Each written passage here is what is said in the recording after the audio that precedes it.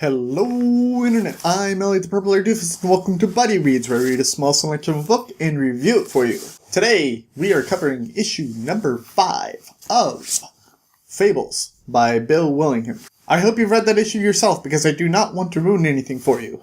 So, you see, this is where the case ends. This is where it's all wrapped up into a nice tight little ball, where Big B gets all of the wonderful, wonderful suspects all in a tight little row, and he says, Rose never died.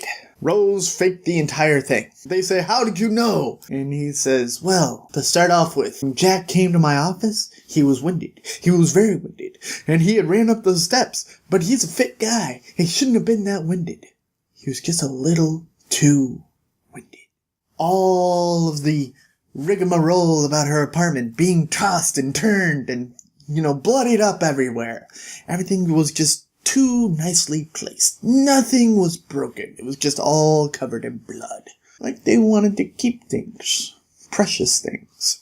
CDs on the front row weren't used, but CDs that were rarely ever listened to in the back row were tossed about. If Rose was truly, truly struggling for her life, she never, ever would have cared which CDs they were. And she had even dropped this wonderfully, just gorgeously, amazingly handcrafted ashtray, but it didn't even crack. I knew right then that it was all a staged scene. And Snow blows up at him. Snow is like, how could you? How could you not tell me that she was still alive? And Bixby says, I didn't know. I couldn't have known, okay? For all I knew, she had bled herself a little too much. All the evidence still told me that she was dead.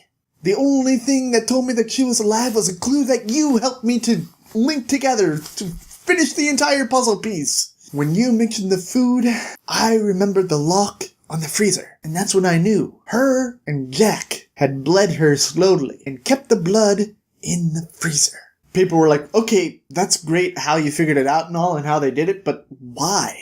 Why do it at all? And Bigby says, it's because of this. And he holds up a contract. And he says, this contract from Bluebeard that says that Rose will marry him in a year's time if both of them keep their mouths shut. And they're like, what does that have to do with anything? And he says, she did not want to be married to Bluebeard. She loved Jack. So what they did was they staged an outrage. They staged the whole thing to make Jack money for his little .com business that never actually took off. The original plan was they would take all the money that they got from Bluebeard, put it into Jack's .com business, it would blow up, and then they would pay Bluebeard back and she would never have to marry him. But after all of that money went into the black hole that was Jack's brilliant idea, well, she had to find a way out.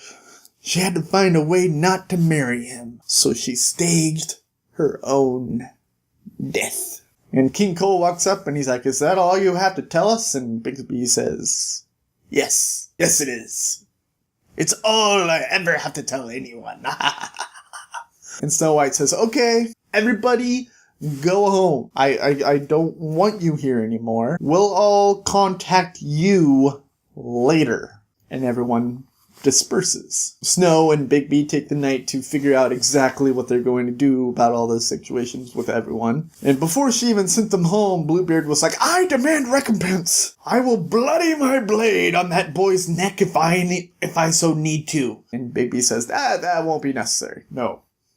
You can leave your knife in your pocket, kiddo. Snow writes down everything that she's going to do. She says, I'm going to meet with these people. You can send them to me one at a time, and we'll figure all of this out. And Snow meets with Prince Charming first to settle all of the money that he earned at the raffle while raffling off his lands and his name. And Snow gives him a check, and it's for a little over $20,000. And Prince Charming is like, what the hell is this? All those ticket sales, everything should have been in like $3 million range. Where's the $3 million? And Snow says, oh, you should have really read that contract more carefully when you signed it. It says here that I get to take out money for all of the charges and everything. So that $3 million went towards the investigation and Bluebeard and all of that. You're pretty much broke. And Prince Charming's like, but I don't have a name or lands or anything. She says, Jack's pretty cheap. I believe that he will sell it back to you for that amount of money. Prince Charming is like, oh, dear God, you're such a bitch. And Snow White's like, yep.